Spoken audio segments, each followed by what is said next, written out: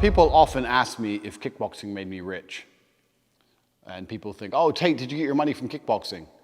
And the answer is no. Kickboxing is not boxing. Even as a 4-time world champion, the most money I ever got paid for a fight ever was $100,000, which sounds like a lot of money, but in the grand scheme of things, it's not a lot of money. You have to pay your manager 20%, probably another 10% out for various fees, and you're only fighting twice a year. You got to pay your rent, blah, blah, blah, blah. You're not rich as an athlete. Most kickboxers are broke or stay broke. You can transition into the UFC, like, what's his name? Stylebender, whatever his name is, can't remember his name. He's done it. A few people have done it, but in general, kickboxing will not make you rich, purely from a purse for fighting perspective. However, I still accredit fighting with making me rich for a variety of reasons. One, it made me extremely determined, and it made me understand the value of hard work, which is the first thing. 2, it made me understand that excuses don't count and nobody gives a shit. You either win or you lose. And 3, it introduced me to a whole bunch of important people. Kickboxing as a whole, rich people, bad guys, mafia guys, these kind of things, they're always involved in these industries because they like the idea of sitting at the table and being involved with fighters and being friends with fighters. And they have a lot of money, and there's a lot of their money involved in the promotions and money laundering and these kind of things. So I did meet important people from fighting.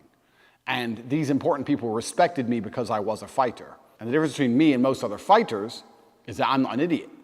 Most fighters are stupid, and the reason they're stupid is because if you have a low IQ, you're brave, and it's a scary thing to do. So intelligence makes you sit there and think, is this really worth it?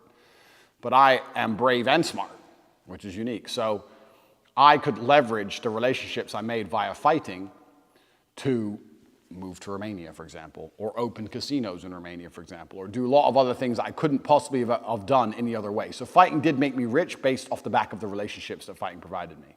But from a pure fight purse perspective, fighting didn't make me rich. Also, I'd like to believe that a lot of the reason why the War Room is so successful and some of the other products on Tate.com is because I'm a kickboxing world champion and people know that I have a warrior's mindset. It's easy to talk a warrior's mindset, but when you've actually done it, it gives you a different level of credibility. So fighting made me rich from a networking perspective and credibility and individual credibility perspective, but it didn't make me rich in regards to the fight purses I've been awarded. The reason I'm talking about this on Tate Speech is because I get so many emails about my fight career. The next thing is, why did I not go to the UFC? Well, it's a simple answer. The reason I didn't go to the UFC is because I broke my hand 3 times in MMA fights. And I kept breaking my hand, and I needed the bigger gloves. The smaller gloves, I kept breaking my hand. It was just unfortunate, so I decided to stick with kickboxing. At the time, it was the best money on the table.